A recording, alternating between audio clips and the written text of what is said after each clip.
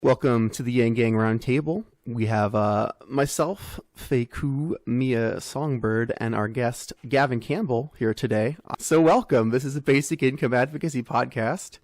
And it is nice to meet you, Gavin. Could you please tell me who you are? Because I don't know. Yeah, I am here in Alaska. I work, recently started a podcast that advocates for people to empower themselves so that they're capable of empowering others. So the idea is to just create a cohesive narrative around the different aspects of empowerment and how we can engage in them and maintain that process via community building and incentive structures. I'm also here working on a house, so I do that as well. And yeah, that's my current life up here in Alaska. Nice. Spend a lot of time on Clubhouse, just sifting through rooms and finding, basically, I find people who perk my attention and I invite them on the podcast, and I just try and find a really positive message each time. So that's my MO. How did you find your way to our podcast? Well, he invited Mia, because we just pre-talked this. He invited Mia to his podcast. Okay. And so Mia invited him back to ours. I heard some of it, but I kind of missed it because I was setting up all the text, the text stuff. Yeah. Yeah. So tell us about your podcast. What is it called? EWTA stands for especially with that attitude. It came up a number of years ago. A friend of mine said it, and it always just stuck with me. I was like, huh, you know what, you're right. If I just change my perspective, I really can just do anything, whatever I put my mind to. And if I believe I can't do it, I've already said no for myself. And so it always kind of stuck with me. And recently I got thinking about what it's going to take to see some of these changes that we're all beginning to coalesce around. We're gaining greater and greater understanding around what our intention is, and having more clarity about the implications of it. And so I started talking with people about a global movement. I thought, you know what, I think there's enough people on planet Earth who believe in a guiding principle to lead our lives and in a human-oriented way. And I started talking about the scale and thinking about the scale, and there were many people who would say, never gonna happen. And all I could think was, especially with that attitude. Yeah. So, well, that's what I often think about. I'm like, if you don't think something can be done, just get out of the way while we go and do it. Just, try not to at least hinder it. Let's try to, and I feel like the thing people don't really understand is like change is happening constantly, right? Mm-hmm. You're hurtling through space and you're like, the world is turning and you don't even notice it. You think you're sitting still in your room. Right. But all of this is happening. The change is happening. You just need to push it very slightly in the right direction. Just like that jet stream that hit us down in Texas. Like it just barely, probably at the beginning, it moved a couple of degrees and boom, it hit Texas, at the end of it. So, yeah. So what kinds of things do you talk about on your podcast? Could UBI be one of those things? One of those things. Yes. I like I said, I want to make a very cohesive narrative around this concept of empowering individuals. So I've had a number of different spiritual practitioners, I'm in a consciousness group, and my instructor, I had him on. And then I'm having neuroscientists, and I had Mia on And then right shortly thereafter, I had a gentleman who's the founder of a foundation called Copiosis. And I don't know, I think I may have sent it to you, Mia, the P2P Foundation and Copiosis. But so yeah, I'm just trying to run it through all the different professions. This weekend I'll be having a teacher on who is doing some amazing work with his classroom when I tap into the education side, etc. So yeah. Hi, Ariel. Hi guys, good Hey. to be here. Oh, and by the way, I heard of the Copiosis foundation. They're trying to like replace money with like NBR and stuff like that. Like it's more of like a benefits based economy that works through some kind of algorithm. It's so interesting. We had a guy on Stream People who was a carpenter who talked about that. So I'm a bit familiar. What's stream? Well, that's awesome. I would like to know what copiosis means, that word. I think it's something to do with wealth and prosperity. Like and abundance. copious. Think about Yeah, that. yeah. Oh, okay. Oh, so basically the opposite of scarcity mindset? We're talking about Abundance. mindset? Yeah. Oh, I didn't even know there was a word for it. Copiosis. And here we have been working on this. Yeah, and in that platform, it's just this one of the first steps towards that. There's going to be a series of, deregulation in like legal ways, and it's just a series of steps towards protopia, an acknowledgement that we can't reach utopia. So just getting closer and closer towards that aspect anyway. Okay, so it is a word that's been made up to represent the things that this platform wants to do. Right. Okay. And the same thing with this net benefit rewards that you're talking about, because I'm on their website now, is that this is something that is made up like a new word that sounds similar to UBI. And it kind of sounds like UBI to me, but it's NBR, net benefit rewards. The NBR is exclusively for purchasing luxury goods. All your basic necessities are a given, and anything that you need to create an object is also provided. So the NBR is exclusively for you. You can't trade it away, and you can only use it for you'll just use it for items that are a luxury. So yeah. So is this an extant currency in any form yet, or is it just a theory at the moment? I think it is. It's a theory right now. All right. It's, the concept is so large that they're still in I think they have 2 pilot programs that are about to begin. Other than that, it's just and they have just a shade under 1,000 members on their Facebook group. So Pilot programs for that small of a coalition. That's some ambitious work, though. That's a lot of people who have some real dedication. Bingo. So is this eventually going to be like a cryptocurrency?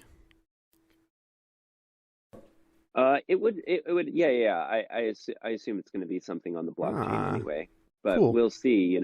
We'll see how far technology progresses in the next 5 to 7 years. Yeah. Who knows what could come up. Well, I think it's really interesting that in this space, there's so many different competing technologies, people who are working on different ways of providing a UBI through either crypto or through some sort of, new type of currency type of thing that would transcend boundaries of, nations and so forth, and maybe escape some of those controls. So, but the great thing is that there are so many, but it's confusing too, right? Because there's so many. So if you live in the United States, you use the US dollar, right? But but when you look at there's Copiosis with their new currency, then there's the good dollar, then there's the I just heard about something called the UBI dollar. Have you heard of that one? I saw it on the Twitter feed. Okay. Yeah, Yeah. because we added you to our podcast feed, right? So there's all of these different competing technologies, and I wonder which one's going to win. Should we just all participate in as many as possible, or how should we go about this right now? It's a lot of bandwidth to Yeah. learn about each one. Yeah. So I don't know what you all know about cryptocurrency. I'm just going to speak for myself here.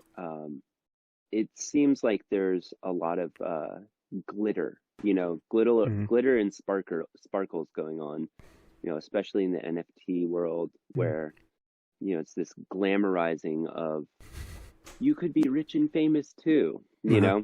and hopefully, I've been, the second I heard of the blockchain technology, I was like, oh yeah, that's just a good idea. Like Yeah. that makes perfect sense.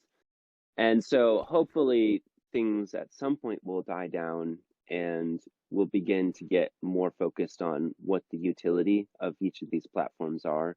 And, some of the more, because they're, they're creating them for different purposes. Yeah. They're, so some of them will rise to the top and some will fade away, and we'll get some more clarity about that with time is the hope. So yeah. Yeah, we got basically a lot of startups right now that are going to either sink or fail in the next few years. We'll see which ones are more successful because they'll start taking more and more of the pie. And eventually we'll start presenting them because that's how everything that gets too big works. So, if net benefit rewards are specifically for your luxury goods, your non-essentials, purely elastic demand goods, so there's presumably some kind of other system in place to meet one's basic fundamentals. What would that be? Yeah, there's an acknowledgement that we're all trying to incentivize each other to do good, basically, via the incentive structures. Yeah. And so that, because it's a conjunction, like we're going to have all this automation, as we all know, and so we're trying to like take that and leverage it into giving everyone these basic needs. That's how it's going to manifest, as I understand, is that like that all that work will go straight into supplying the basic needs of people. So the NBR is kind of built on the presumption that basic needs will be taken care of by like some other system that someone else will create. Misunderstanding. Well, I think it's just a given. It's like just given, like however, you just don't pay for like a place to live. You just don't pay for the, kind of food. Well, yeah, that sounds good. But is there like a information on how to get there and what the specifics of that system will be? Yeah. So, honestly, I'm not the person to talk to about this. I can give you general information, but you can pour over the Q&A. They have an FAQ, and I think it would take about 9 hours to get through it. Yeah, it's so I'm very, not very do that. extensive. Yeah. You got to tell me. Yeah. That being said, it's very interesting. The questions are very interesting because of the skepticism that's thrown towards this, and so you get, and you can see the transparency that he's trying to bring to the entire system. After each question is answered, there's a little hyperlink that says, "Still have questions? Click here, and your question will be answered, and we'll post it onto this blog." Every single question will be answered. Yeah. Interesting. Yeah. So how did you get involved with this project? Copiosis? Mm-hmm.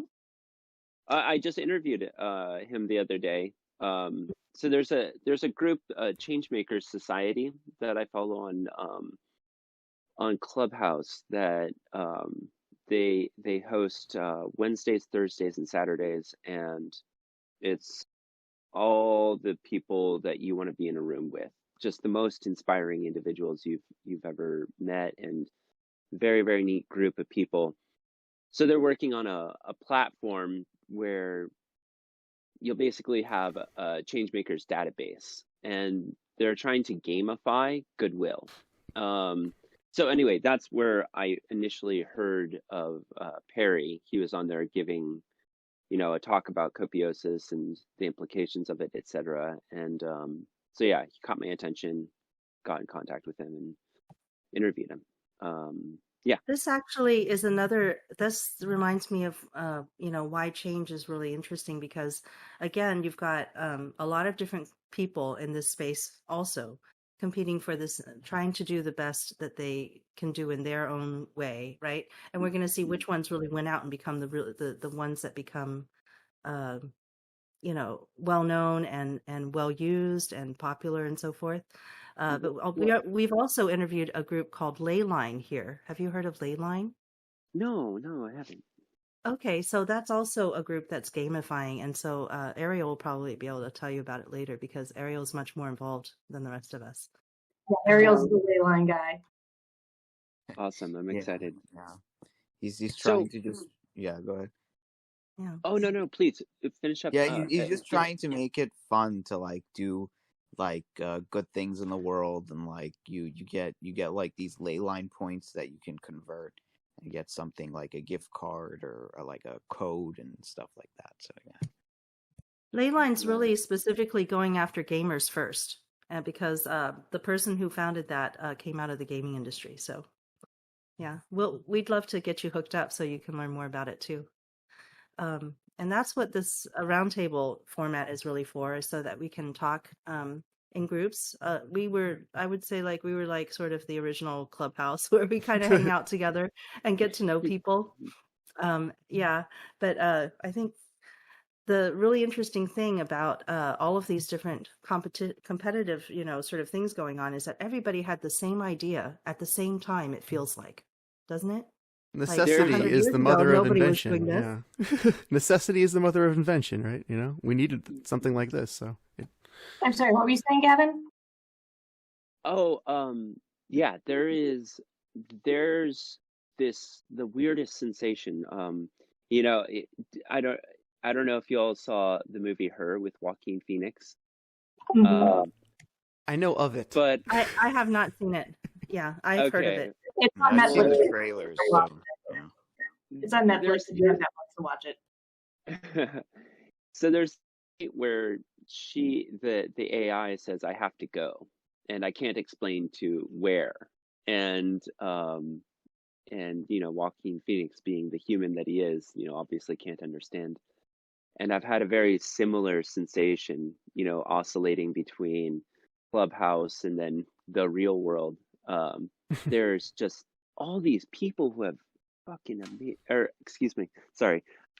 really good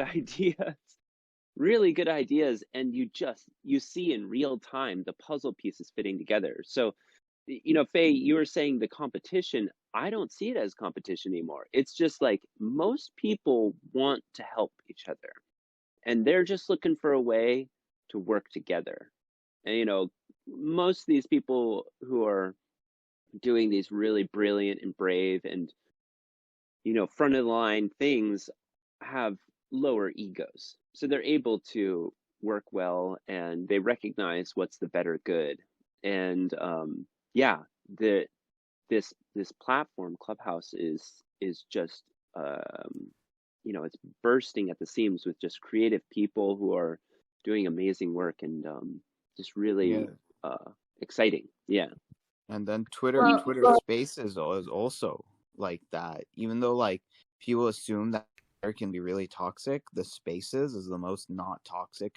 There's just something about the audio that's so much more enlightening than the text. Well, you lose so much in the textual medium. You lose the pace of the cadence, the tone of voice, inflection, all kinds of stuff. I do so much better in text than I do in the real world, though. Some people are more comfortable in it. Yeah. one of the great things about the voice is that you feel like that person is definitely a real person.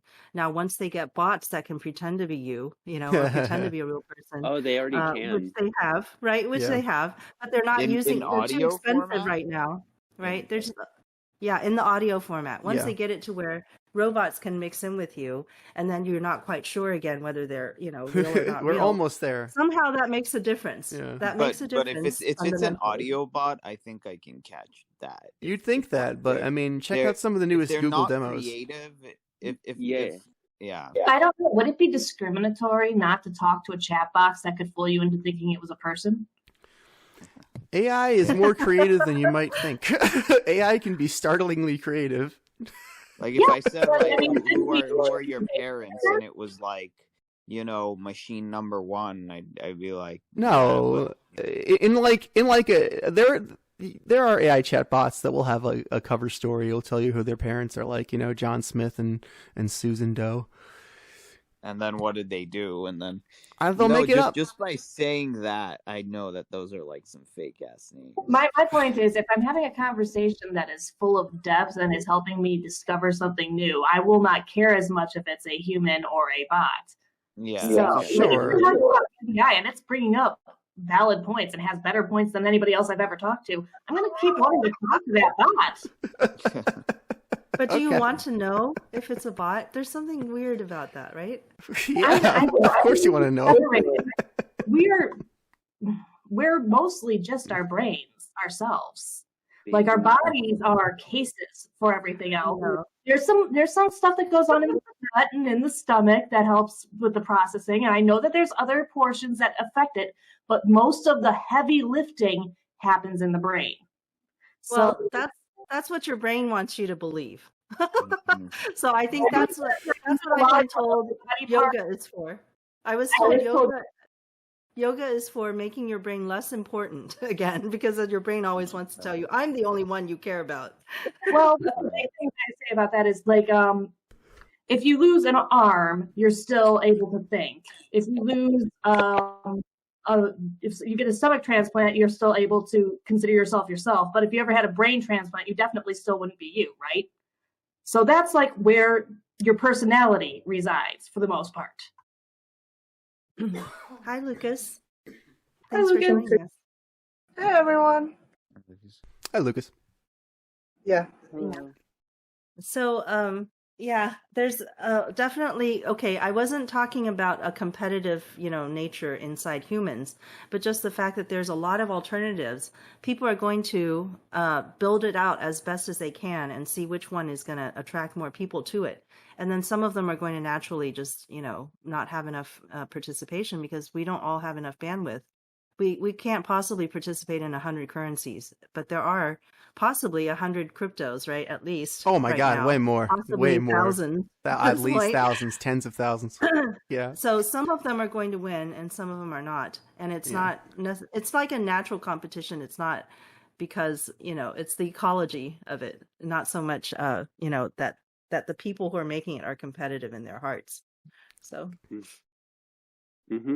Well, perhaps they'll merge and become umbrella more than normal. Umbrella? I'm sorry. Perhaps they'll merge into umbrella more than normal. Like instead of disappearing, maybe they'll be like, well, we do have this audience and that person has that audience. Let's combine our audiences and move forward that way. Like a Resident Evil umbrella, right? Yes, the Resident Evil umbrella. We absolutely want to infect the entire world. There you Zombies take over. Resources are less competitive. There we go. That remain. The world is a better place.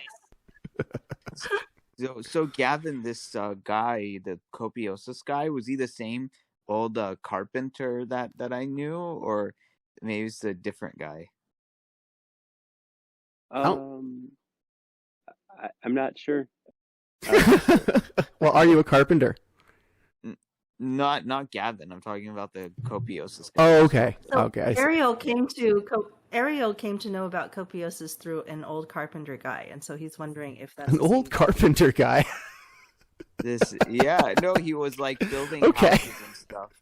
All right. And I said, and I talked to him about UBI, and he's like, but I'm past that. I'm in Copiosis, and I'm like, Oh wow. that? It's like you met a fairy person. like a Right. folk tale. This is like a That's Rumpelstiltskin. funny. No. It was when Michael was having his Scream People thing. Yeah. And that's where he showed up. So that was pretty interesting. So many projects going on. It's almost impossible to keep up with everything. And I think that's kind of more where you're getting at, Faye, right? Like, It's hard to, it's almost, we're like supposedly experts at this, right? Because we've had so many people come and talk to us about things. But even I get things confused at this point because there's so many projects going on. But that's really exciting because that's what happens when a technology is going to happen. This is the revolution. When you see so many people, getting into it, and they all want to put their own creativity into, they believe that they can make the best project. So, or the fastest, maybe the fastest to market. You just don't know which one is going to make it. And so, that's where we're at. Is we're the ones who are helping people to learn about all these different projects. With the breakneck speed, we all know what Andrew was talking about when he said, we're on this train headed off a cliff with our economy. And that seems to be similar with this, like, we're all making these sparkly things, and are we taking care of ourselves? Like, are we okay? And what do we actually want to be doing with our time and energy? Right.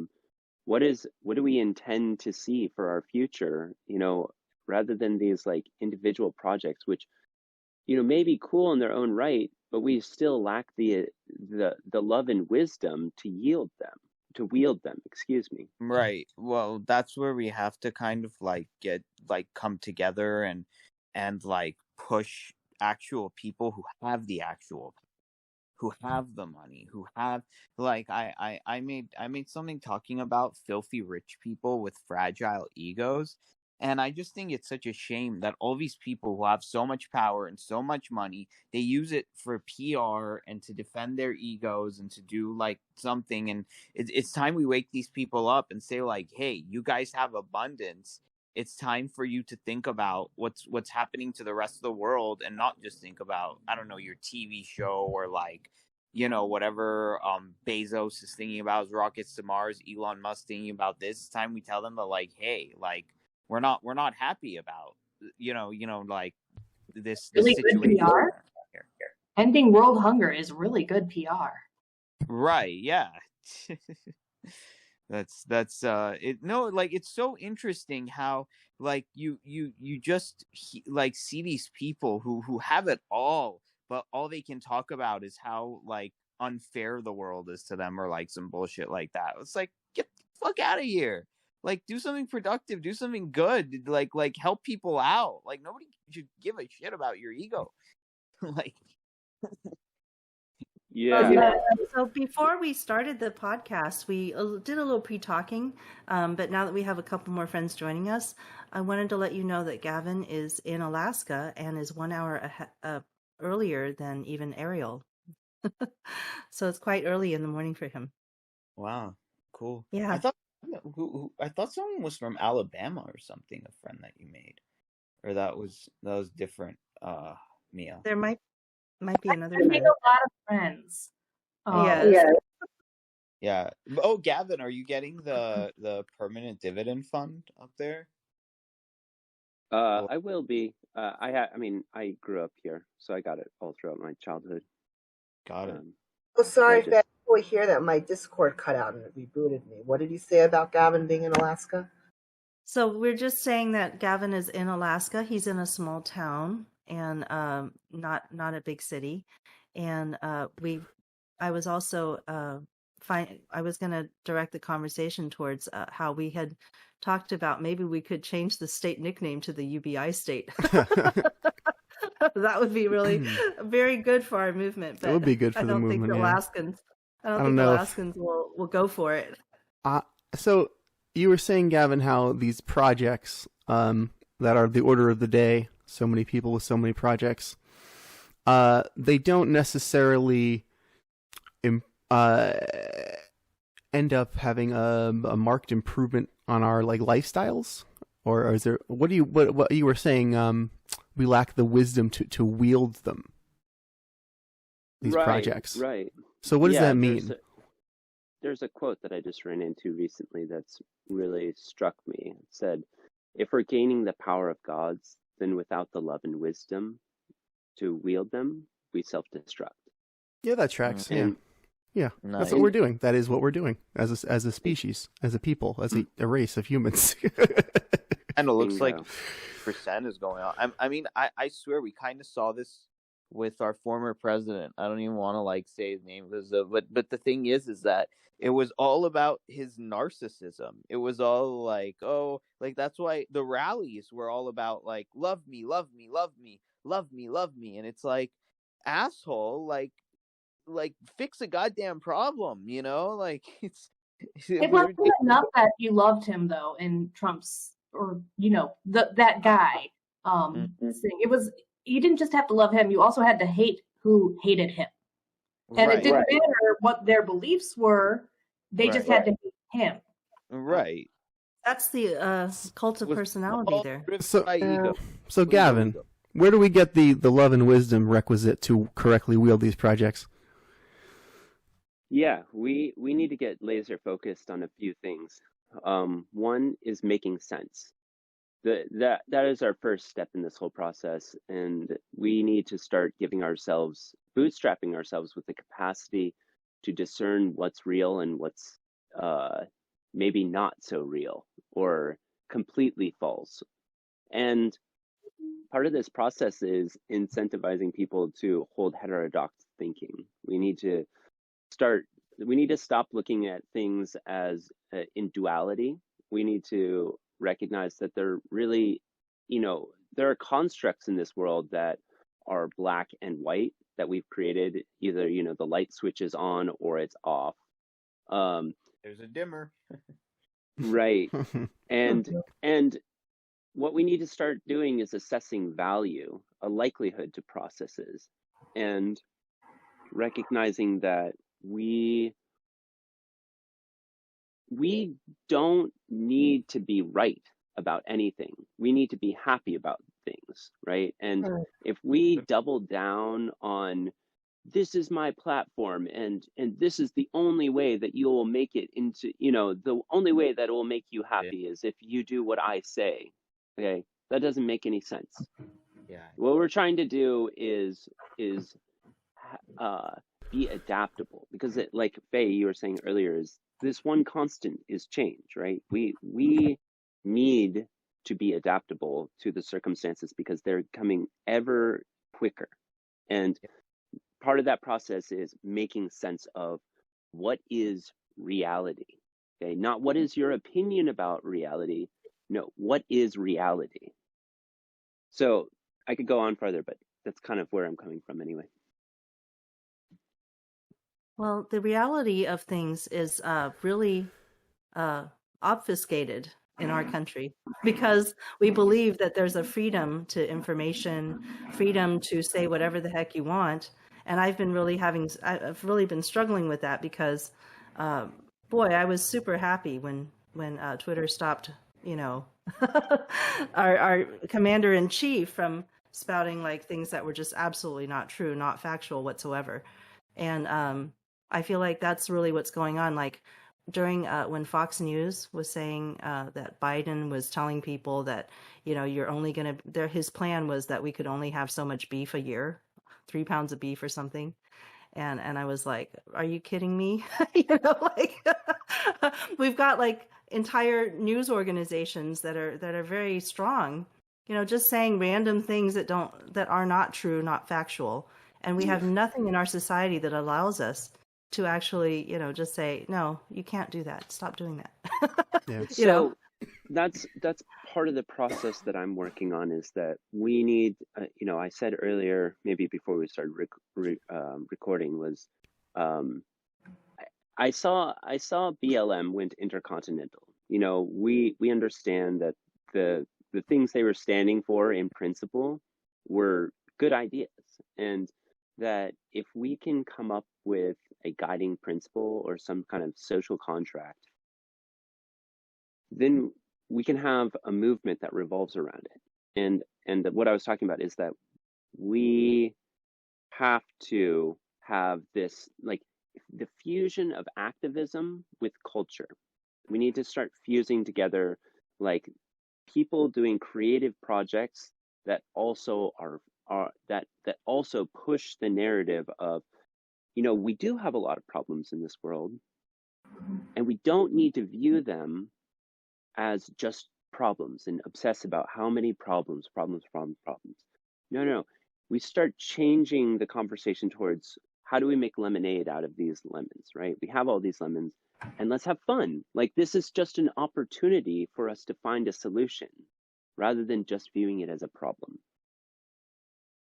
I really like that. That's so positive. I love it. I agree. So Right. why don't we take a single problem and maybe demonstrate what the thought process would be like, for And example. we need some kind of hub that people can come to instead of the Fox Newses and MSNBCs of the world, where we come together for news on what's happening with the solutions instead of just a jersey wearing brain dead competition of red versus blue. Right. Bingo. Well, there's also, when you've got these different facts going around, there's like alternate realities. And it's like you spend so much of your bandwidth just signaling to other people which reality you're living in, then which one you're I'm party to this particular reality. Right. The Right. the jersey wearing, ball like sports game needs to stop. Like, it's over. Like, that's it. Like, we don't care anymore. We just want to see, like, how do we fix this? It's broken. What that sounds like to someone who is wearing that other jersey, it sounds like you're saying that they have to stop. No, I'm It saying sounds like all they have to disappear. stop. I'm saying you can still wear your jersey, but you've been up there in that ball game for like a whole entire year nonstop wearing your jersey and jumping up and down. So it's time to, you can keep the jersey on, but let's step out of this ball game and fix these problems and not do this anymore. Are any of you familiar with the term gain B? What's gain B? No. It's basically society 2.0. It's this concept that it's just like Copiosis. It's that we're not actively trying to tear down the institutions or the legacy systems, but what we are trying to do is create new ones that circumnavigate them, basically, where the more they operate, the more people can look at them and be like, oh, that's just better. Like, let's just go over there. Like, making all the other systems obsolete, basically. Right. Buckminster Fuller said, Bingo. Instead of destroying the old ways of doing things, just create a better one. People will just come to that. Exactly. Making the new paradigm. The paradigm shift is stronger than anything else you could do. Right. It's going to just obliterate what came before. Like that's the beauty of it. Like I think everyone's mind would get off this team, jersey wearing kind of idea when we say, look, if you could have the abundance, if I could give you $1 million tomorrow, would you take off that jersey? Let's see who would say no, right? If we introduce something, they're like, oh, I really like, rooting for these sports teams, but if I got something for not doing that, and that something was something really cool, maybe I wouldn't be rooting for these sports teams anymore, I probably would refuse the money, but that's just me because I don't believe in really all. Oh yeah. No, I definitely and then invested in people, generally speaking. Oh, okay.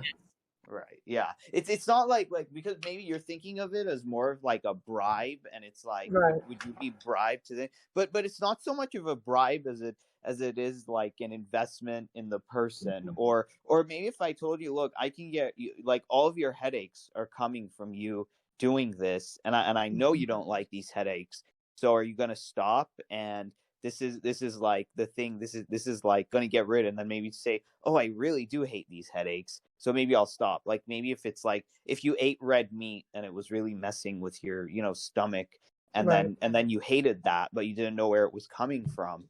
So that's the kind of solution that we're trying to make I'd like to mention something real quick, though, on a good note.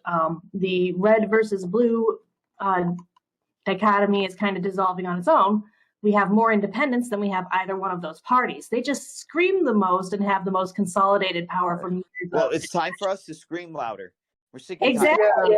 tired, More of us. Wait, I'm not sure if screaming is what we want to continue No, doing. not screaming, but like making them irrelevant, drowning them out, or at least when they do scream, we put our fingers in our ear and go la la la la la or something. Yeah.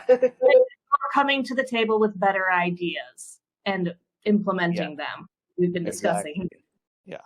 And Ariel and Megan, it's interesting you bring that up because I forgot her name. She was on there a few years ago on Bill Maher. That Lauren girl who used to be on TV or something, or comedy. And she talks about how independent became the largest voting bloc, I think like 2 or 3 years ago or something. Exactly. Yeah. Very cool. Mm-hmm. Calling it a voting block is kind of weird, but yes. Okay. There is a shift where the largest majority of Americans are not represented by the current politics. That's what that means. That they don't feel comfortable enough with calling themselves part of one side or the other directly. They may lean one way or the other, but they aren't comfortable with being labeled as one or the other. And that's a problem for both of those parties, right? Right. Well, the parties were created to be, heavy-handed, and the laws that we have that govern them, are basically allow them to choose whoever they want in the back rooms while they smoke or whatever, right? This, even the Supreme Court said, yeah, that's how it works. So. Well, the family fathers were a little bit afraid of mob rules because we've also seen, the majority at one point believed slavery was okay. So, the mob is not always correct. Well, you see, it's about expanding people's frame, but because people don't see what's outside the picture. So when Yank came in, he wasn't about screaming at Trump supporters, calling them dumb and stupid. That's never gonna work. He expanded the frame to say hey, this idea is new and fresh, and I don't blame you for the idea you used to have.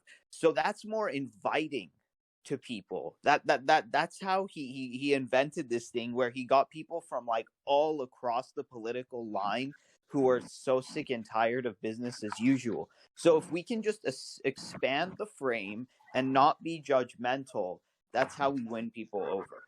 Bingo. Yeah. That's exactly how I'm thinking too, Ariel. It's we have all the people, all the people who have, this basic concept of the direction that they want to be. And I keep framing it as metaphorically, we keep staring down at the road right in front of our feet.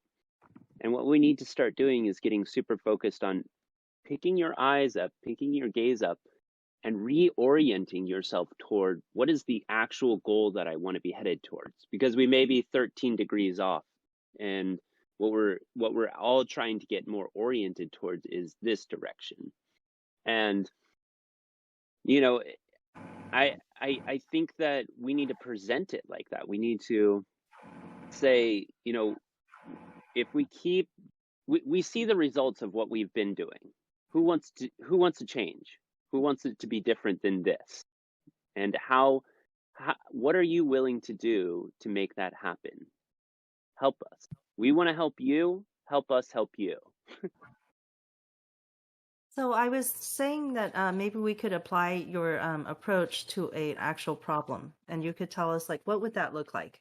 Because then, so people can get a better idea of what that would look like. Supposing we talk about universal health care, for example. Mm-hmm. There's some people who are absolutely against it for some reason. I can't understand because I'm absolutely for it. So what do you do when in this, with a specific problem like this? I feel like people need to have their healthcare taken care of no matter who you are. Yeah, so I would say there's a term I heard recently, the too far gone. There are some people that you will probably never convince. You could spend many, many days and hours trying. So we need to not focus on them. Unfortunately, they're just not in that stage of life quite yet of listening, and work our way from the easiest hanging fruit downward. You know, and then yet again showing that we are, you know, this community, just like in Andrew Yang, in the Yang Gang, is that we're having fun with this process, gamifying the whole process, community building, so that you wake up in the morning and you're like, oh, you know what? I have 5 other people who are waiting for me on this phone call, or, you know, gonna go out and clean the beach with me, and they're counting on me. If I don't show up, I'll be missed, right? And so making some incentive structures to make that all work more consistently. We want to automate our best decision-making processes rather than trying to, you know, figure out why we wanted to exercise today each morning, and, you know, maybe saying, you know, I don't feel like it, so maybe not. Yeah. Okay. So, so what are the? Well, wait. I'm sorry. I'm so sorry, Faye. So we were talking about healthcare, right? Do you want? So how do I want to tackle that one specifically? Because I talk about. I'm just these talking things. about how you were saying that when people are, they take either a black or white position, you're either for me or you're against me. Right, so how do we right. deal with this? Supposing we just take a single issue, and we need to, in an educational way, we need to start working away from the top down or bottom up, however you want to put it. Is that okay? Actually, I was talking with Mia about this.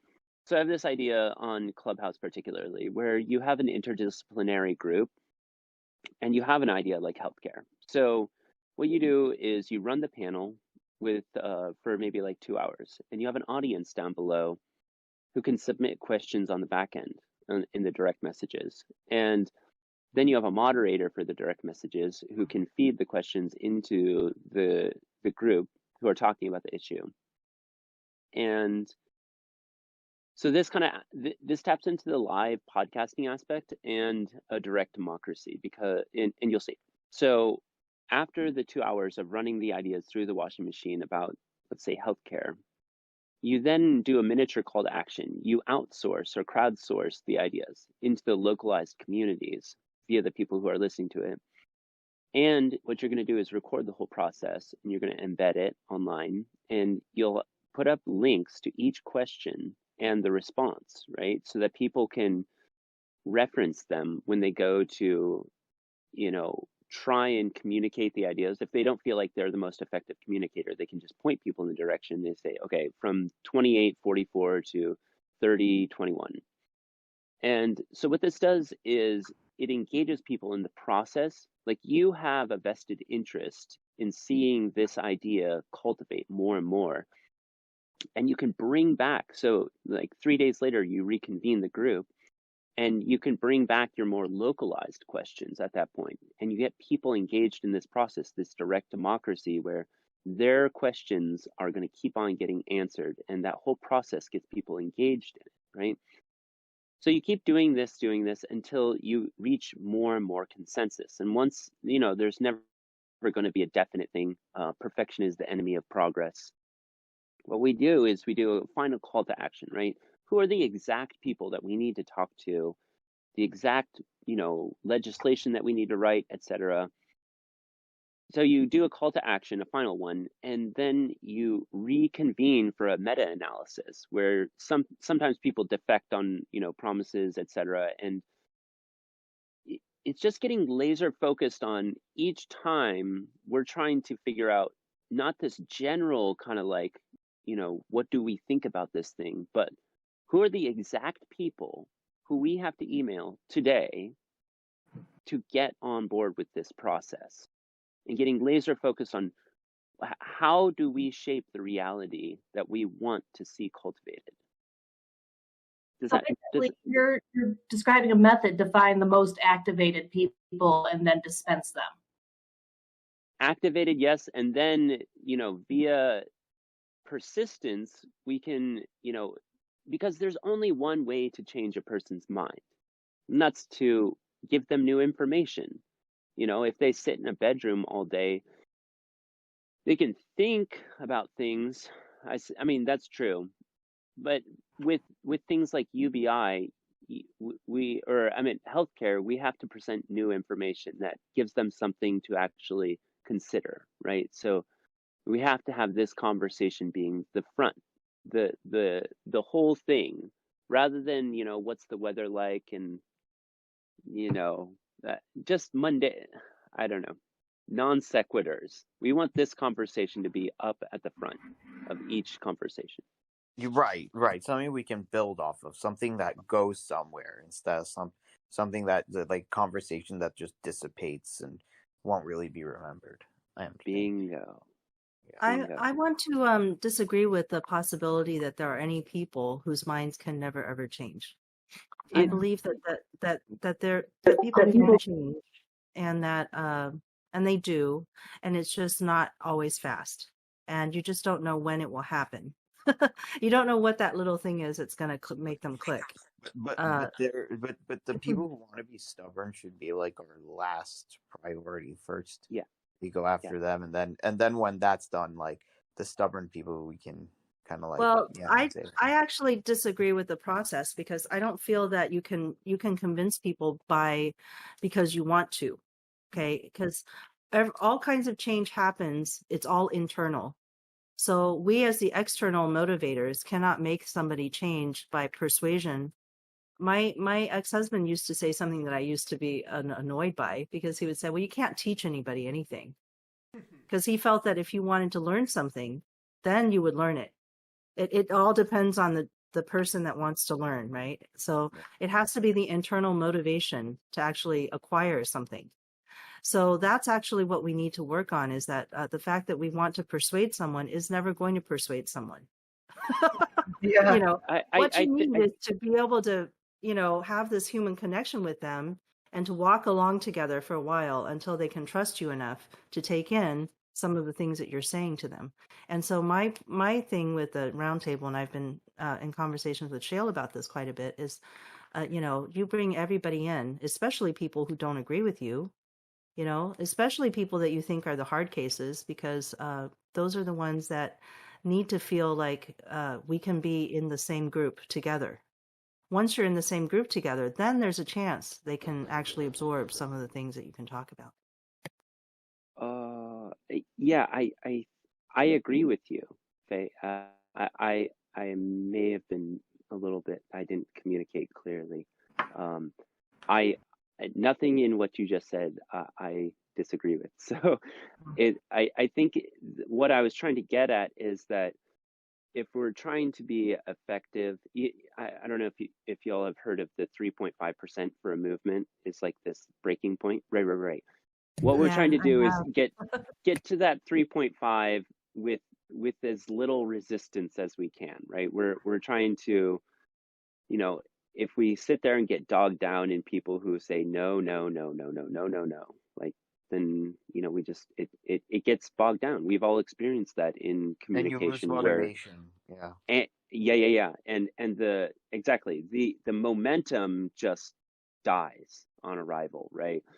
So I almost think of it as like a hackathon, like, and that's where the fun part comes in. It's like, let's do this. Like, let's see how fast we could do something amazing, right?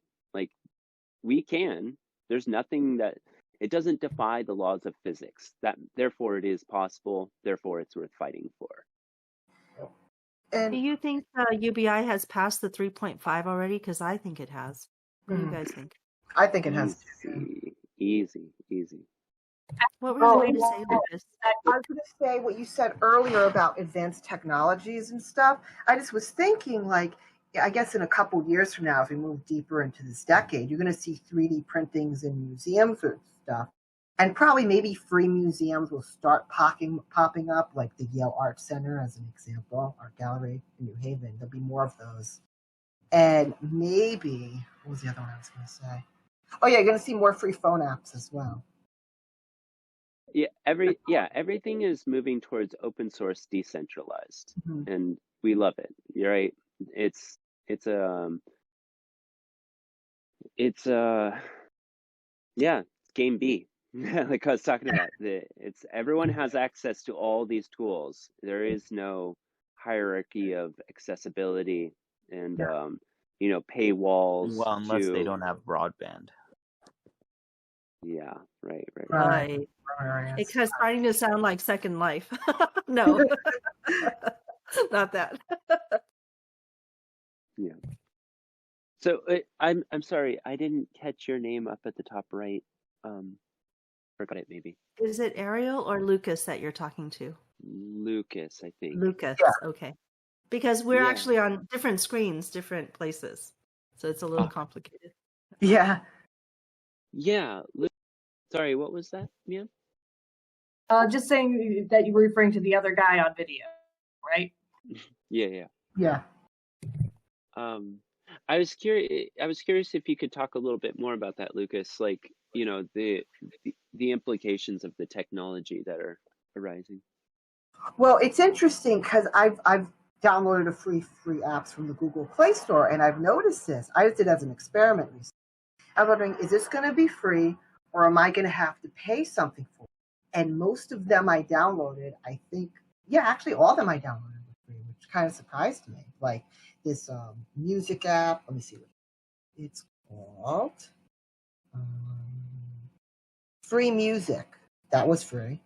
The one I also downloaded, All Trails, was free. YouNow was free. Nextdoor, the famous neighborhood website stuff, that was free. Zoom was free. Ancestry.com app. Hold on. Are some of those free things advertising to you, though? Do you have experience advertisements in them? Not really, but I just tested it out. Download. Yeah. And some. Because I'm reminded of was Ariel who always says this, that if the product is free, then you're the product. That's funny. Yeah, that's the problem.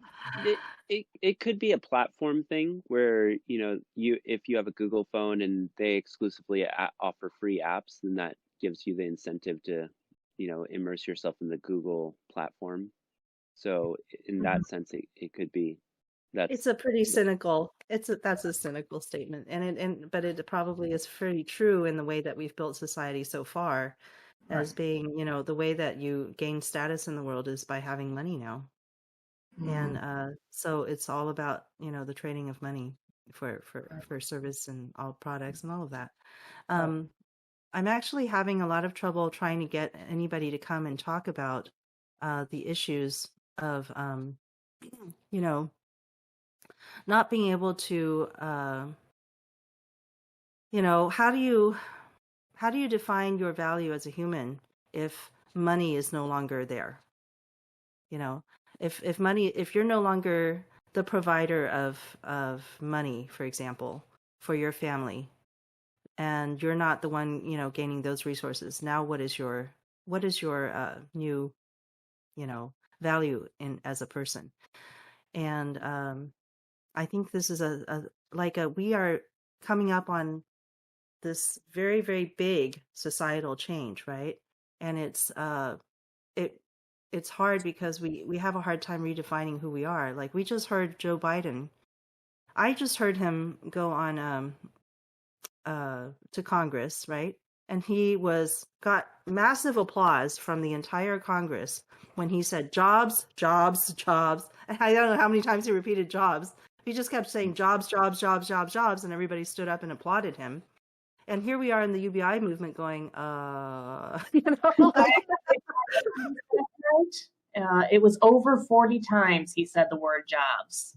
He said jobs 40 times, and he knew exactly what he was going to get by saying it.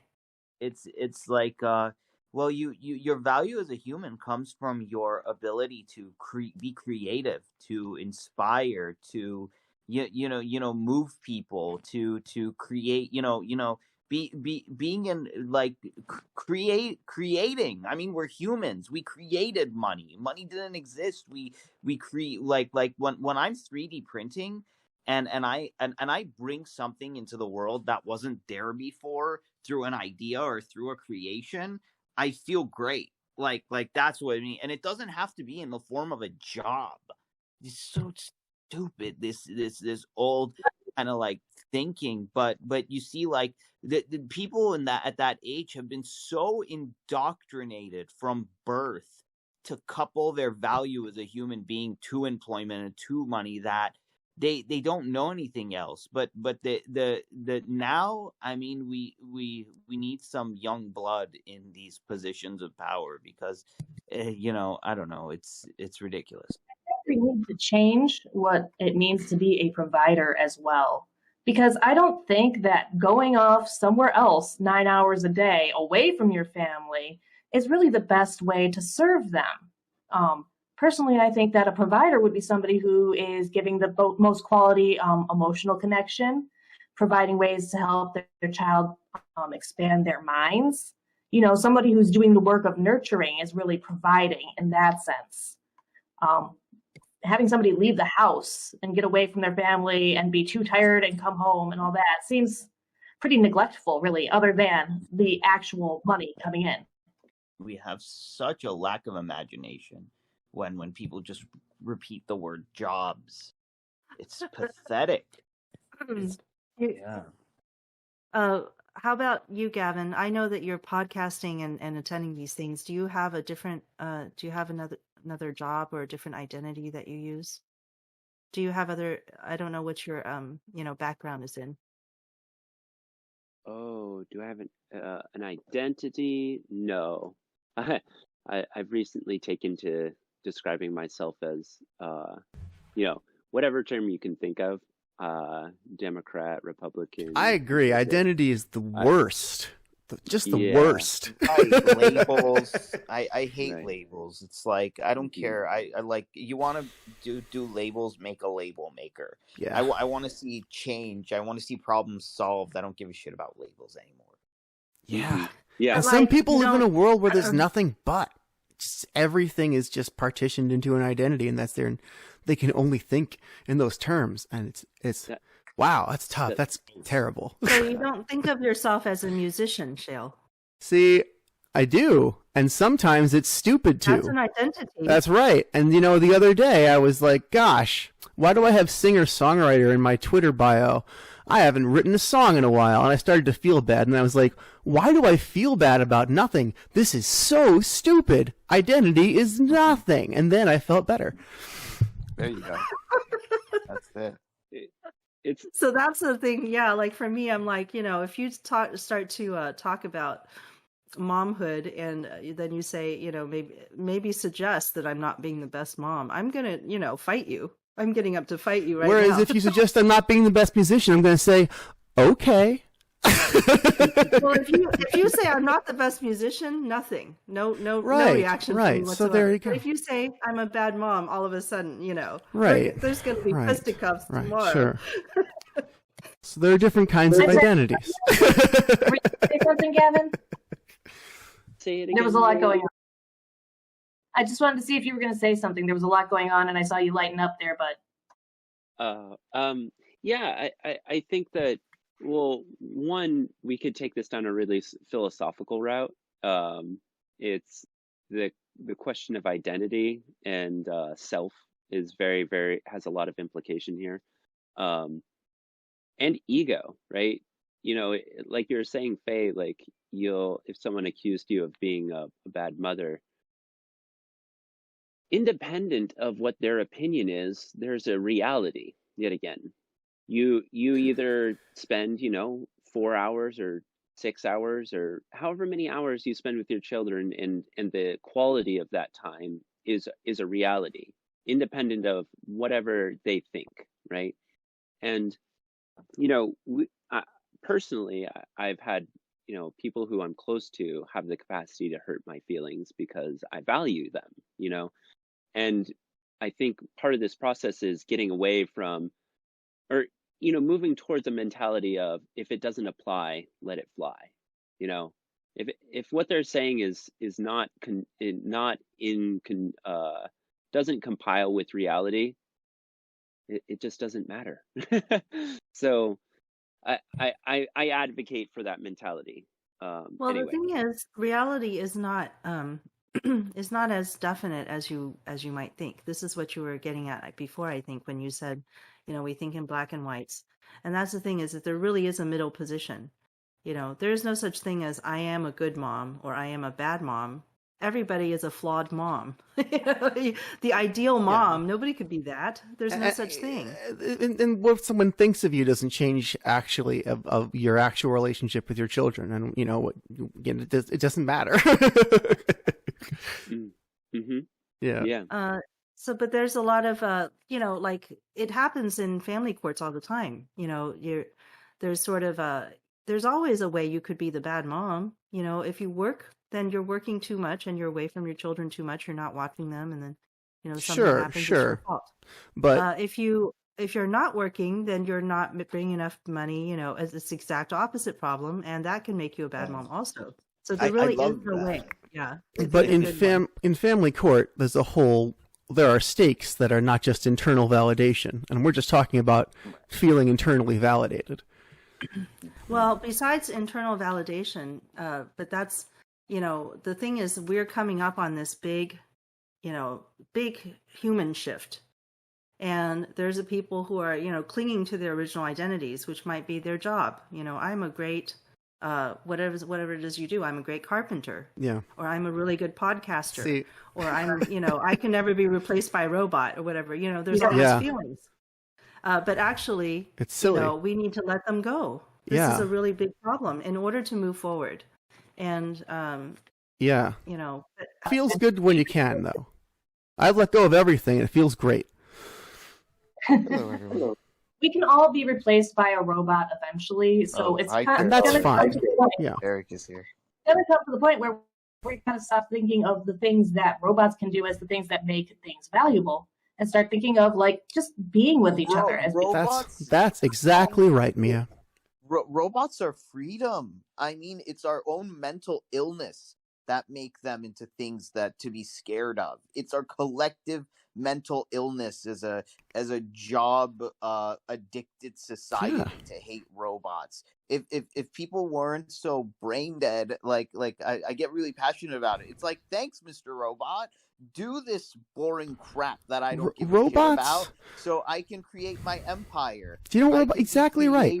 Yes. It's the collective mental illness of humanity that are making robots a problem. And it's not just so you can do that. They're not just doing your drudgery so you can get on with the interesting things.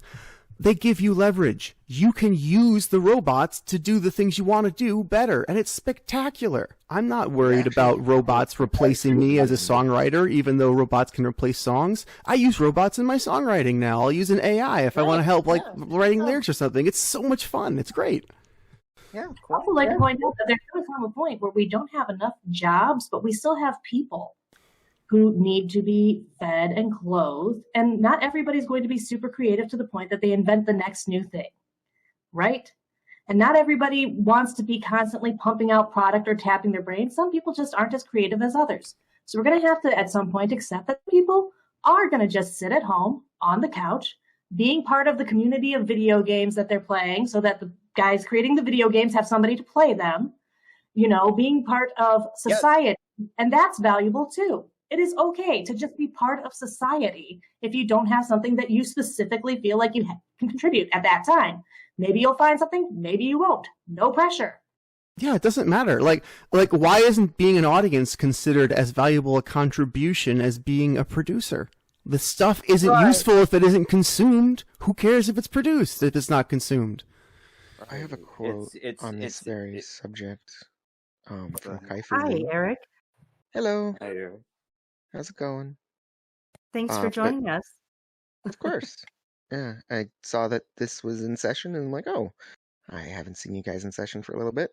Time hasn't quite worked out, but the quote that you reminded me of is from Kai-Fu Lee, the author of AI Superpowers, China, Silicon Valley, and the New World Order. He says that AI only ever allows us to truly understand ourselves. It will not be because these algorithms captured the essence of the human mind. It will be because they liberated us to forget about optimizations and instead focus on what truly makes us human, loving and being loved.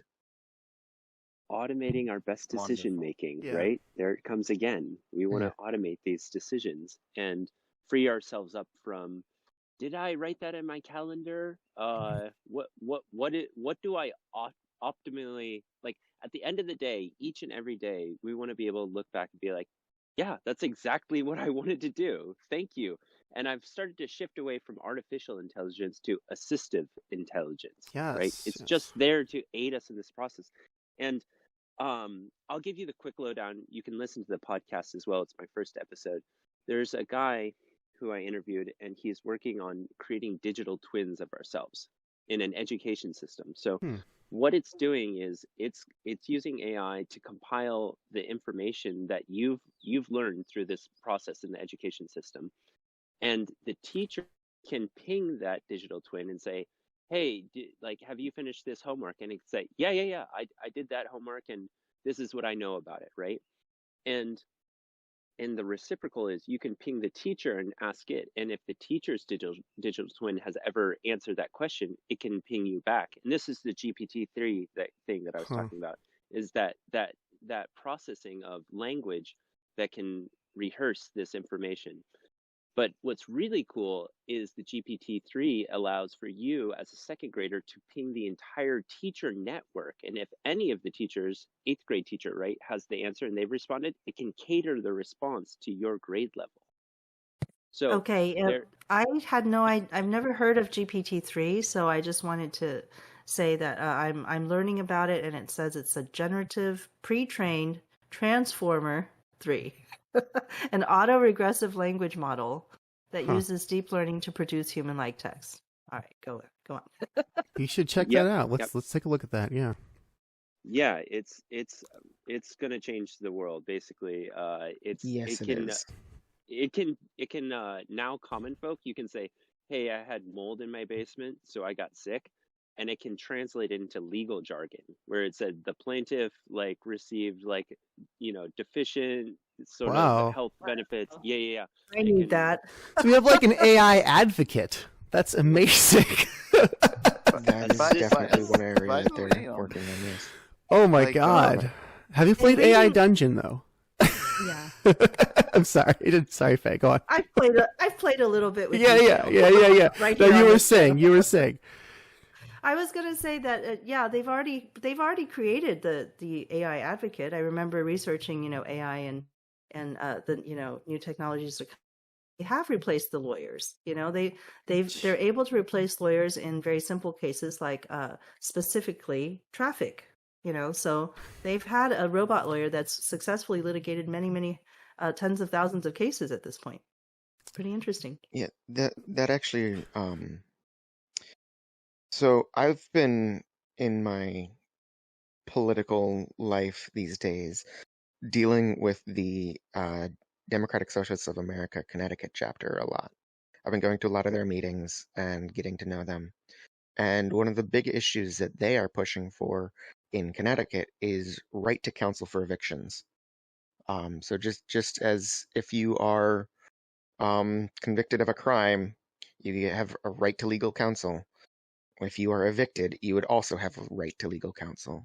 And That is so great. I mean, yeah, not having a lawyer is a huge disability for the humans that have to go through these processes Right. because they're so Mhm. complicated.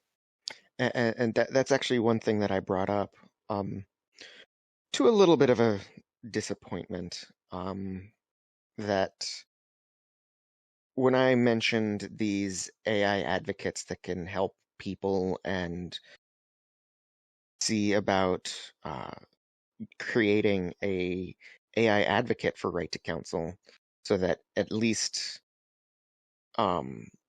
people can have an AI advocate for them in their eviction process. If like the DSA would be interested in helping set that up, connect people and programmers to make that happen, they were totally uninterested. They said that we want to make sure that people have a legal right. We want to change the law first. We don't care about access. We don't care about the ability to do it. We want them to have the right for it. And I'm like, this is so backwards. I know. It like let Well, shouldn't it be give like them this? the ability. Give the like even if they don't have the right, give them the ability to, and you'll still be helping people in a tangible way. Well, And those two things are connected, aren't they? I mean, how you can pass a law, but if you don't have the ability to actually access, then what? How does that work? exactly. And I am. It struck me as myopic on their part, but I mean, I think a lot of people shut down when you talk about robots or you talk about yes, automation because they don't understand it well. They're still living in the time of Orwell and things that, the old sci-fi, Or the where we Terminator warned everybody movie, yeah. how dangerous it was going to be when, yeah. that was all that was happening. Unfortunately, we have to accept the world that we live in as it is in some cases. Some things are not going to be changed. Privacy is dead, whether we like it or not. And no right to privacy will ever be meaningful. Right. But we Unless we can can engineer something that can somehow protect people, it'd be I can't imagine. exactly. All of my children, yeah, my children are now growing up in a time when the school gives you a computer that you will use, right? And while you're using this computer, you're told you are monitored, and you sign some form like you're going to reject their computer. No, everybody's getting it, but you've signed a form that says you understand that people will be monitoring your use of this machine, all the time. So if you say anything that might be, damaging to yourself or your family or anybody, then people will notice and will come and talk to you about it and possibly put you in jail for saying something, too inflammatory. So the kids are growing up in this world, and it's too late for us as adults to say, oh, we're gonna fix it. We didn't fix it. We created it. I think the best way to teach our kids growing up in this current environment is to compartmentalize their different identities and their different spaces. So that way that they're only accessible through, say, one or two devices per thing that they're functioning on. So if you've got a school computer, you only use that school computer for school things. If you've got a personal phone, you use that one phone for your social media. If we keep things individually private like that, it at least helps stop other people who might be involved in organizations and such who are providing us with free stuff from being involved in our personal stuff. We're going to have to get super laser focused on data privacy in this regard, and it's happening too. The data dividend project that Andrew was advocating for, it's becoming more and more prevalent that and just clear that we can't have this information weaponized, right? And we're all human, right? We inevitably, each and every one of us is going to make a mistake, right? And Right. recognizing that it's going to happen. Now, how can we start humanizing this, right? Because it's going to happen. So the cancel culture thing has been the swing of that process, and we're looking to get away from that mindset of damning people for anything they did or didn't do, etc. I agree. I think cancel culture will either A, destroy us, or B, we'll get over it. And we will realize that, you know what? Everyone's a human being. Everyone does things that in all of human history up to this point, no one else would have ever known. No one else would have ever caught. But now you can you can give someone a dirty look for just half a second. And if you're on video, an AI can record it, find that you gave that person a dirty look, and tell them that you gave them a dirty look, even if they never saw it. And True. that sort of thing. You could be on camera anywhere now in modern society. The cell phones are everywhere. Exactly. And but okay, this is something that actually happened to me. So I was trying to send something, right, to to Kenya through Western Union, and I met up with a bank lady in my local Walmart, this bank, and she asked me all of these questions about why I was sending the money, who I was sending it to, had I ever met this person before, and I was getting really kind of like, okay, do you need to know all that? And she was like, yes, they tell me I have to ask these questions, and I believe that might be the case, right? But eventually, after I answered all of her questions, she said, I don't believe you.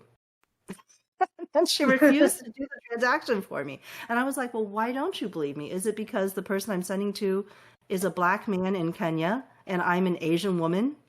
Like if I was saying I was going to send it to somebody in Taiwan, where I'm from, I don't think she would have blinked twice. She'd be like, oh, yeah, that's normal. So then I went over to a kiosk. Scams come from that area. Just as a note, a lot of the scams do happen to come from that area. Yes. It is kind of a trigger point for most banks to question that kind of thing. But You've heard Nairobian prince asking for funds and such. A lot of the scams are from there. But if I answer your questions, you have to believe me. You have to accept my answers. And she said, no, I don't believe you. So then I went over to a kiosk, right, at the Walgreens, and it was a machine. And I had never, ever in my life been so happy to see a machine replace a human being, right? Yeah. I'm like, yes, this machine is going to let me do it because it's not going to have judgments about me. Mm-hmm. No biases, and I think if you ask everybody in the room, or your kids or whatever, do you trust this faceless machine, this AI, to take your private information, or do you trust a human being to write down your information? Some also faceless, right? Because now you're doing transactions with all of these internet companies. You don't know who they are. You don't know who's getting your phone number and your private information, right? You're like, which one do you trust more? They're probably going to pick the AI, right? Because the AI can be written in a way that human beings don't look at it, and the humans are the problem. Yeah. You can trust the AI to do exactly as it's programmed to do, regardless. I think that if we get robot doctors, you'll actually see increased doctor visits as well. Because I think a lot of people are just describe their symptoms or don't want to talk about their information with the doctor, and that is like why people don't show up. If you had something that was like not going to judge you when you said, hey, I drink 3 6-packs a day, you would be less likely to lie to the AI. They're just going to tell you not to have Tylenol. That's the problem. Well, Dr. House MD was like one of those. The program was always about how the humans lie, so we have to investigate everything ourselves. You know what? We should have an AI congressperson. That's what we need. Just one to start. See how they do. I've actually thought about that in significant depth. Originally, the idea started with Yang's presidential campaign. I had this idea in July of 2019, where so suppose it's 2019 and Andrew Yang is still possibly going to become the next president of the United States. I specifically had a conversation with him, and he was really into the idea. Of course, it didn't happen because he didn't win the nomination, but the idea was to create an AI version of himself, trained off of the way he talks, trained off of his responses, and just so that like you have an AI chatbot of the President of the United States that you can talk to.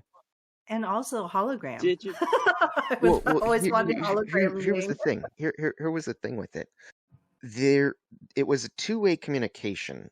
Although, so the idea behind it was that you have this AI trained off of the president, and anyone in America can call this AI president and talk to them. Just have a chat with Andrew Yang, just because he's a very personable guy, and he happens to be president. Well, if you also have that AI program record what people ask it and listen to what people are saying, then that can serve as an advisory role to the president and it can I forget the word. It can gather It the could information all aggregate. together. Yes, it can aggregate all the information that people have been talking to the AI president about, and give advice to the president as to what people are talking about. And Yeah, that would be really cool, but I feel like we could have done that at any moment. Our government doesn't do enough of this, is ask us how we want our government to work. We don't because they get don't this. care. All we get is the election, right? And during the election, we all understand like there's almost nothing that you can push on, that it's like pushing on a string and nothing's moving. But if you like during the rest of the year, or rest of the 4 years or 6 years, right, in between the elections, nobody asks me how I'm feeling about what's happening, or Because the truth is nobody they're tries not to get my interested. ideas. That's how I feel, definitely. I Well, definitely it's feel the it. truth. They don't It's the care. truth that they're interested in playing their own games, their own. I mean, they're focused on their own careers. They're focused on the game of politics of can't let the other side win. IRS has never sent me a survey asking me how they're doing, or Yeah. the water department or anything in this country. Nobody's ever asked me. I want to take a quick moment here to say that we are starting to run low on time. We have about 15 minutes that we generally reserve left. And since Gavin is our guest today, I'd like to see if there's anything else he would like us to touch on before we are going to close out. Yeah, what you I didn't catch, sorry again. I didn't catch your name again. You were Eric talking or about Lucas? Eric. Eric, Yes. what you're talking about is directly in line with that digital twin that I was talking about. Like as it compiles data about Andrew Yang, right? Then it can start to respond to people, and you could have tens of thousands, hundreds of thousands of people just sitting there chatting with Andrew Yang's digital twin, and yep. Yeah, that idea is brilliant, and it's taken his team 10 years to put this whole concept together. And here in September, hopefully they're going to be launching to make that a reality. That's very cool, and I just want to add that I think that this could easily be implemented not only for the president, it could also be for every elected office in the country. Yeah, we're gonna. I mean, yet again, we're trying to get this assistive intelligence to start doing work for us. And yeah, look at the implications with counseling, crisis hotlines, etc. It's a brilliant idea. I love that you're talking about it, Eric. Well, I just had a funny thought. I'm sorry. Do you guys mind if I that you were saying counseling, and I was thinking, wouldn't it be great if, like, when couples got into arguments, they just turned on their assisted bots to do the argument for them, walked into separate rooms, and then came back. Here's who won. Nobody. That would be so awesome. I let's could have record all. You're just going to say the same thing over and over. Yeah, Just exactly. record it. How'd I do? Oh, Rather than us fight, let's have our AI fight while we go make love. Yeah. So Mia, That makes so much sense. To come back with in closing, I suppose I want to try and one of the things that I'm trying to do is get a consensus around how do we start branching, putting these pieces of the puzzle together. How do we start,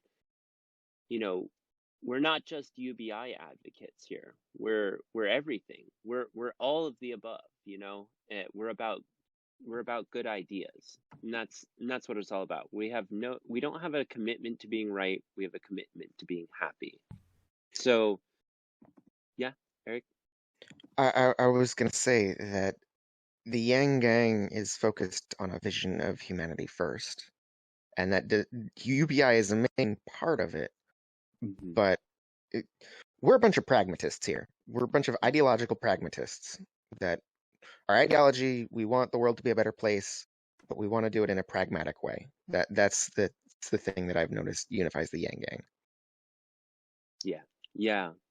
So I would love to work with any and all of you to try and cultivate an increasingly more incentivized platform for us to be able to point, where we can just say, hey, if you're about this thing, like, come join us. You know, if you're sick and tired of being sick and tired, come and join us. We need your help. We need your expertise. We want to see where you fit in, because we're all gods. We all have these really special skills. We're each unique, and it's going to take each of us to be contributing to this process of collective conscience, so to speak. So yeah, I think it's really important for us to be viewing this long-term goal and this process, and not get bogged down by what he said and she said.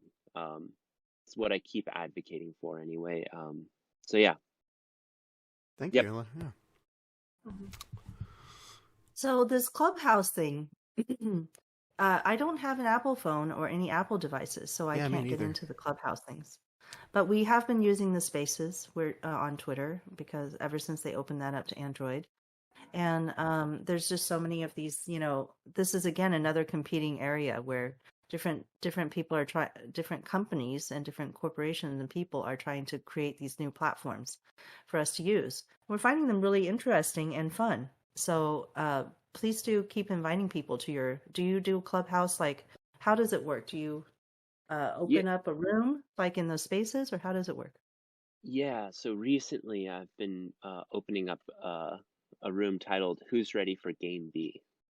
So yeah, I just, my intention is to just keep on opening it up, and let all the people who see the light come in So- and share their story, and see how they can contribute, what their intention is, and yeah, propagate these voices that are allowing this process to be more fluid. So yeah, You want that's to my do, how do people Yeah. join you? We don't know how to join, but you can teach other people how to join you if they have the right equipment. yeah. My name on it is Gavin Campbell. I run the EWTA Clubhouse room.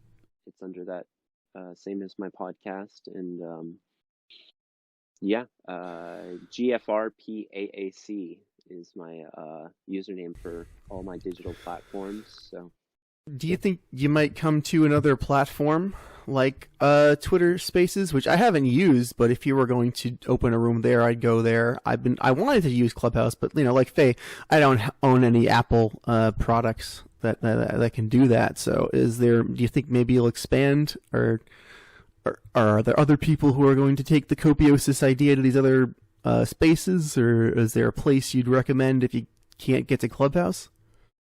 this is the bottleneck that we're experiencing, is this smattering of platforms, and yeah, I mean, we have Slack, we have Discord, we have WhatsApp, we have Signal, and whoever comes up with this unified platform is going to be heavily rewarded, because that's exactly what we're looking for, is a one-stop shop for all these. I guess I'll look for the Discord myself then, I guess, for Copiosis. Yeah, they're primarily on Facebook, as I can tell at the moment. I don't know if they're opening rooms to chat about this stuff, but the primary following is Facebook anyway. Yeah. So I'm going to add you put a credit for you in our show. Would it be okay if I just put the GFRP AAC on Twitter for the credit? Yeah, that'd be Do you want to? Okay, awesome. Yeah, thank you. Yeah, thank you, and what a pleasure to be with everyone here. This is the thing that keeps you going each day, is people who are coalescing around these human-centered ideas. Yeah, thanks for coming. And that's so cool. You're from like a place like Homer, Alaska. That's like one of the unconnected parts of the United States. Like I just looked it up. It said it's the halibut fishing capital of the world. Yeah. Yeah. Yeah, I thought that when we started this discussion that we were going to be talking more about the Alaska Permanent Fund, but I like where we went with the discussion, and I'm glad that Yeah, me too. we were able to have it. Yeah, I gotta So- check out this Copiosis thing, and I Yeah, wish I yeah. could join you for the Game B discussions in Clubhouse. So if you do take the Game B discussions anywhere else, let us know. Yeah. Let's set an intention, because I have jumped in on Twitter Spaces a couple times and I'm familiar with it. How would you all feel about I have a space hosting privileges, so you can definitely the first space I want to host, and I'm gonna do this probably today or tomorrow, is I wanted to host a space called Inviting the Abundance, and I was gonna ask everybody in the space if you had a replicator and a transporter from like from sci-fi movies. It could take you wherever the hell you wanted, and it could make whatever the hell you wanted. Like, what would you use first and why? And then I was gonna do something like that. So that's kind of like a game B discussion, kind of like right there and then. Like, if money is obsolete and you had two things that could make you anything and take you anywhere, and then I was just gonna see what Nice. people say. Yeah. You gonna say, Gavin? No. I love it, Ariel. I would be happy to join in and try and help make that work out. Excellent. It's and I just want to say, like, it would be so cool, like they could have like a Simpsons episode in Homer, Alaska, because it would make so much. Homer. You're looking at all the unusual names. Wait till you see Texas, Ariel. Yeah. We got place names like Blanket. Anyway, Ariel, do you want to go ahead and do your closing, because this is the part of our program where we Right. Okay. So, my name's Ariel. I'm in California. You can find me on Twitter at Ariels. So that's ARIELS AERIALS, and I'm also on YouTube, youtube.com/revolutionary thinking. Haven't made a new video yet, but probably will eventually. Thank you. All right, very good. I'm Faye Koo. You can find me at Palestine Math on Twitter, or just as myself on Facebook. Sheila and I are doing this project right now that's very personal. It's about me trying to be able to talk to my children again, or at least get a letter from them. We are recording all of my letters that I wrote to my children, and we're putting it on OpenSea. Those are letters that I wrote when I was incarcerated at the Metropolitan Detention Center in Los Angeles, which is a federal facility. So if you're interested in that project, just go on OpenSea and search for Letters from Jail, and you will be able to see the entire collection. We're still recording and dropping about one every week, and they're about like 30-minute long audio programs. You can listen to them by just clicking on our photo in the store. You don't have to worry about buying it. We know that this is kind of a playground for, pretty wealthy people, so hopefully somebody will pick it up at some point. All right. Mia, do you want to go ahead and do your closing? Sure, why not? I'm at Mia Songbird on Twitter, Mia Songbird on Frey.World. I do Humanity Hangs Tuesdays and Fridays. You can check those out through Humanity Forward.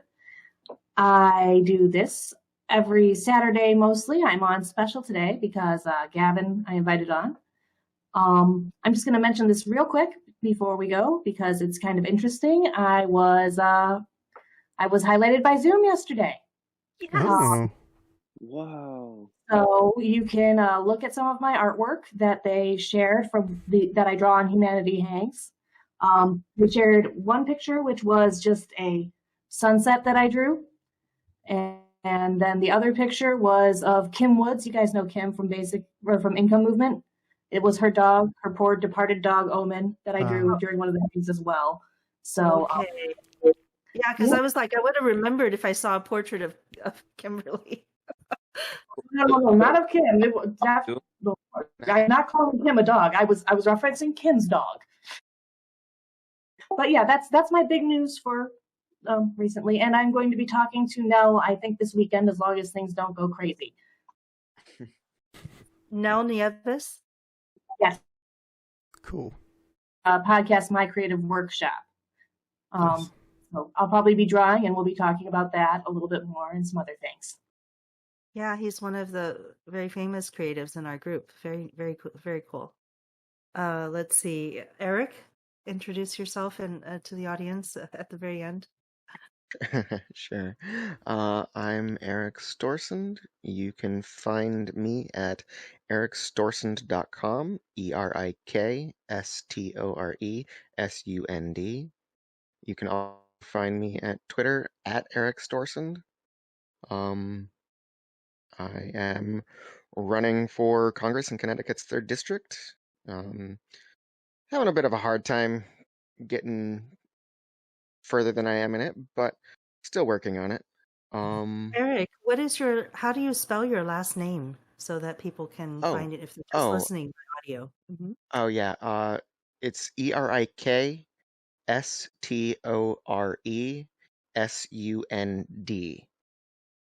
So store like you shop in, sun like in the sky, and D as in dog. Where did Cariosis come from, though? Carosis?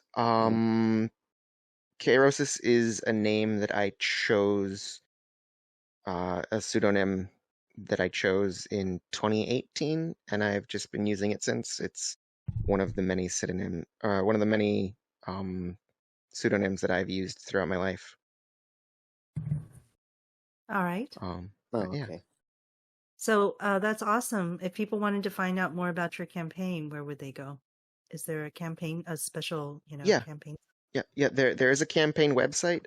It's ericstorsund.com. Again, it's erikstoresund.com, and you will find that I have 15 policies ranging from a $2,000 a month universal basic income to changing intellectual property laws and treating the climate crisis like a war effort.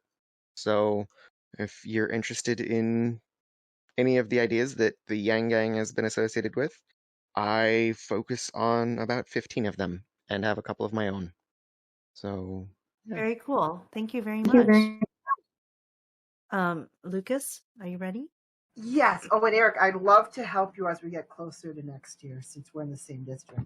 So So I'm Lucas. I'm from West Haven, Connecticut. Nice to meet you all again. I come on the Yang Gang like here and there, like when I can, like between Friday and Sunday. But you can find me on Ancestry.com. I have an account as Lucas Gabriel 86 or something. I'm not 100% sure. And then on Facebook, it's my name, Lucas Gabriel, and I have a blue shirt on. So. And Instagram, it's Lucas Gabriel. Yeah. You cut out at the end of the Instagram. Do you want to say that one more time? Lucas Gabriel 86. Nice. Gabriele. All right, very good. So I think that's everyone, Shale. All right, thank you. That was a great show, guys. My name is Shale Riley. My Twitter is Shale Riley, ShaelRiley. Thank you for joining us. We'll be back on Sunday with more basic. Oh, no, Saturday. Tomorrow. We'll be back tomorrow with where it's basically basically not Sunday. Anyway. All right, thanks.